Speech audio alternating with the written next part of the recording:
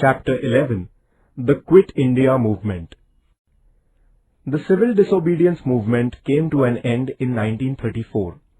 The Parliament of England passed an act in 1935 granting certain constitutional rights to Indians. According to this act, Indians were to get more constitutional rights. The Act of 1935.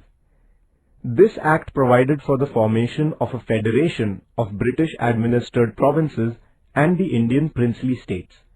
Accordingly, the working of the British-administered provinces was to be transferred to the Indian representatives. The rulers of the princely states refused to join the federation on the ground that they would lose their autonomy if they joined the federation. As a result, the federal scheme in the act did not come to fruition.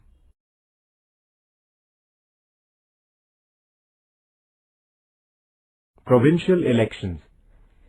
The Indian National Congress was not satisfied with the Act of 1935. Still, the Congress decided to take part in the provincial elections that were to be held under this Act. The elections were held in 11 provinces in the country in 1937. The Congress ministries came to power in 8 of the provinces. In the remaining 3 provinces, no single party could secure a majority, and therefore mixed governments were formed. The Congress ministries did useful and constructive work for the people. Political prisoners were released from jails. Basic education was introduced. Measures were undertaken to improve the condition of the Dalits. Liquor was prohibited. An act was passed giving debt relief to peasants.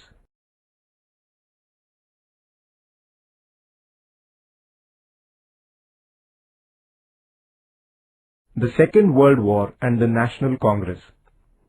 In 1939, the Second World War began in Europe. The then Indian Viceroy Linlithgow declared that India had joined the war on the side of England. England had claimed that it was fighting to save democracy in Europe. The Congress thereupon demanded that if England's claim was honest, it should at once grant independence to India. As England declined to immediately fulfill this demand, the provincial Congress ministries resigned in November 1939. Individual Satyagraha. As it became evident that the British government was constantly ignoring their demands, the Congress decided to start an anti-war propaganda. With this end in view, it was decided that individuals would break laws singly. This is known as Individual Satyagraha. The first such satyagrahi was Acharya Vinoba Bhave. He was followed by nearly 25,000 individual satyagrahis. Cripps Mission.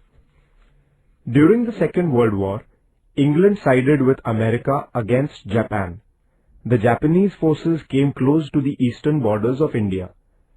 England then found the cooperation of the Indians indispensable in order to resist Japan, in case it invaded India.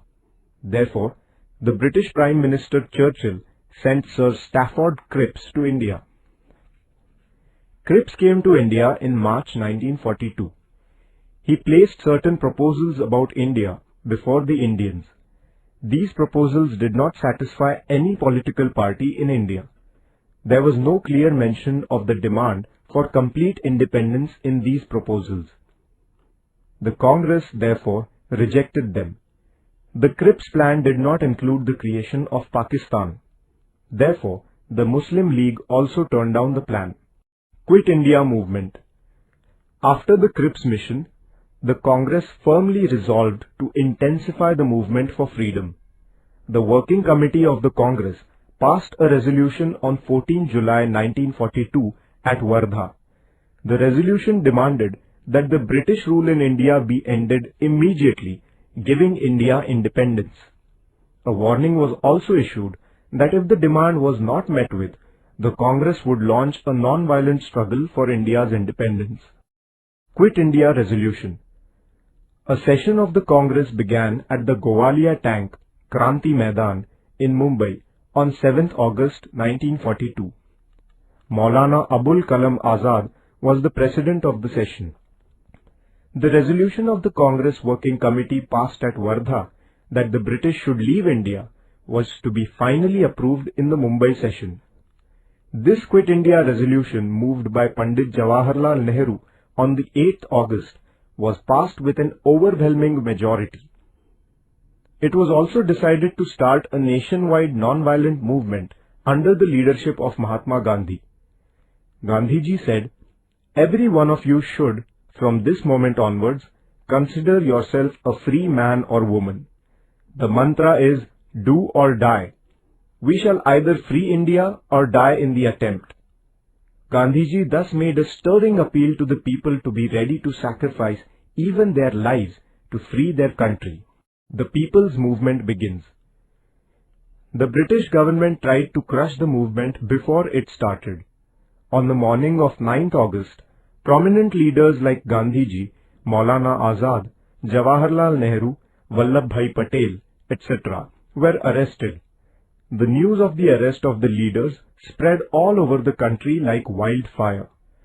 People's anger knew no bounds. They took out processions in every place. Although the police made lathi charges and opened fire, the agitators were undeterred.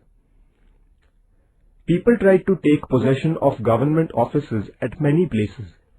At some places, the people attacked jails, police stations and railway stations, which symbolized the oppression of the British government. The police opened fire on the people. Carrying the Indian tricolour, school children in Nandurbar took out a procession. They gave shouts of Vande Mataram. The infuriated policemen opened fire even on these small children. Shirish Kumar, a young student, fell a martyr to this firing. In Maharashtra, the young and the old alike struggled with great tenacity and courage. The struggles at many places like Chimur, Ashti, Yavli, Mahad, Gargoti, etc. have become immortal. Underground movement. Towards the end of 1942, people's movement took a new turn. Its leadership passed into the hands of young socialist leaders who had gone underground. Jai Prakash Narayan, Dr. Ram Manohar Lohia, Chotu Bhai Puranik, Achyut Rao Patwardhan, Aruna Asaf Ali, Yusuf Meher Ali, Sucheta Kriplani, S.M. Joshi, Shirubhau Limaye, N.G. Gore, Yashwantrao Chavan, Maganlal Bagdi and others were at the forefront of the movement. The agitators disrupted communication and the government machinery by damaging railway tracks, cutting telegraph wires, blowing up bridges and so on. Groups like the Azad Dasta of Bhai Kotwal in Karjat Taluka of today's Raigad district and the Lal Sena of General Awari in Nagpur rendered the government helpless and witless for several months. Vitthal Zaveri, Usha Mehta and their associates had set up a secret transmission center in Mumbai. It was known as Azad Radio.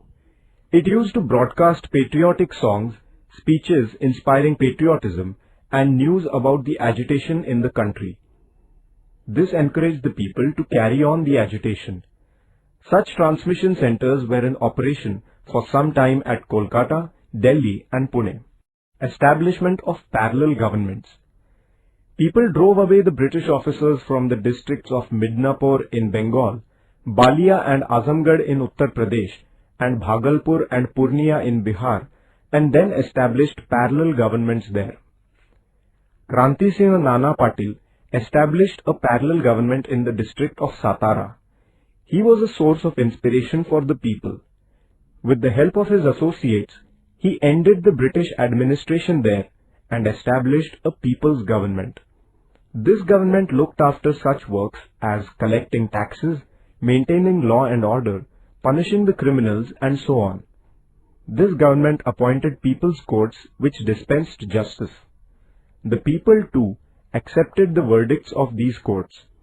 To inculcate the love for their nation in the minds of the children, various organizations like the Rashtra Seva Dal, Azad Sena, Tufan Sena were formed. This government also undertook constructive work such as opposing the tyranny of money lenders, prohibition of liquor, propagation of literacy and opposition to caste distinctions. That is why this parallel government won the wholehearted support of the people. Nature of the August Revolution. The People's Movement of 1942 had fired up all parts of the country. Millions of Indians made great sacrifices for achieving the goal of independence. Many sacrificed their lives. The number of people participating in the struggle was so great that even all the prisons in the whole of the country were not enough to contain them. The patriotic songs composed by Sane Guruji, Rashtrasant Tukadoji Maharaj and others enthused the agitators further. This nationwide movement is also known as the August Revolution.